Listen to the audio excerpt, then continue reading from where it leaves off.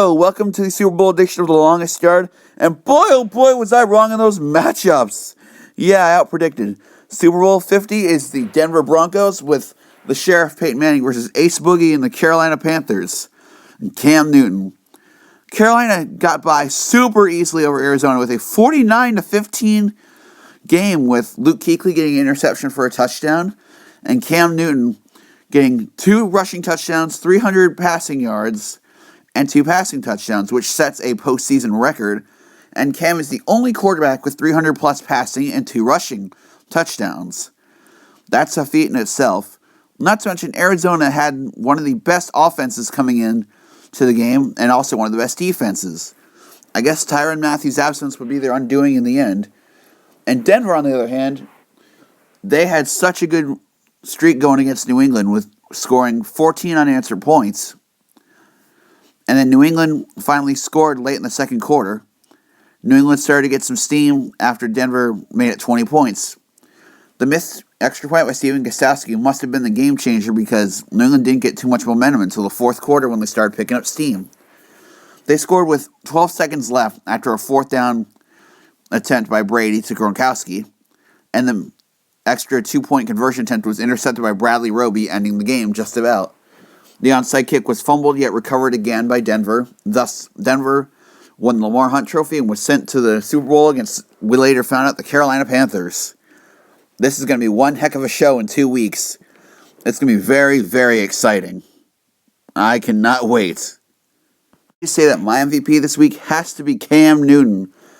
Newton had, like I said, he had 300-plus passing yards, 2 rushing TDs, and 2 passing TDs. Newton had a very awesome day when it comes to beating one of the toughest defenses in the NFL. It's easy to say that he's definitely ready for the super spotlight and handled the press conference like a leader. The only question I have about Cam Newton going forward is, will he be able to handle the Super Bowl spotlight and not get the jitters come Super Sunday? It's going to be something crazy. I'm not going to repeat myself 1,000 times when it comes to the best player on each team.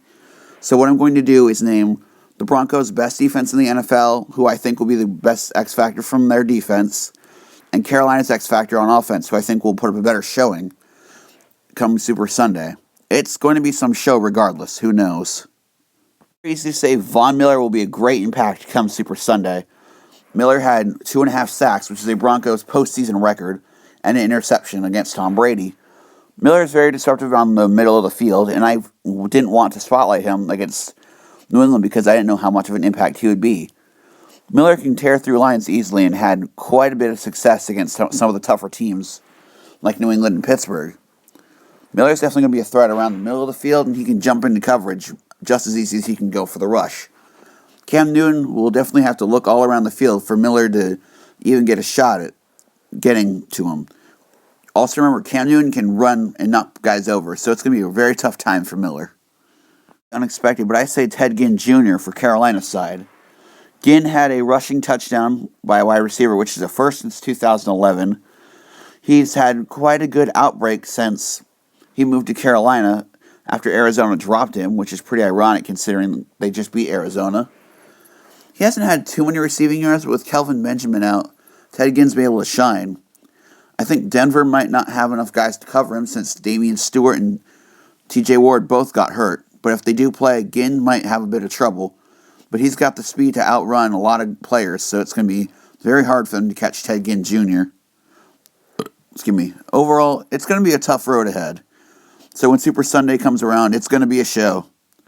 Overall, I think the score will be maybe 24-21, Denver.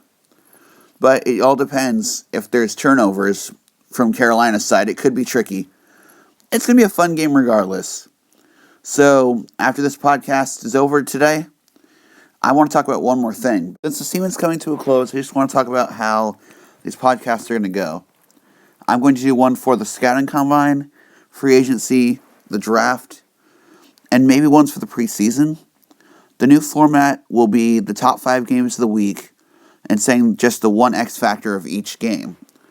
And that's how the podcast is going to be run as soon as the regular season starts. But this channel will not be inactive. I will make editorials every now and again on certain players or things going on in the NFL, such as the video on the Los Angeles Rams. That's the only thing I really wanted to talk about. So unless something significant happens, see you guys at the scouting combine. Bye, and enjoy the off season.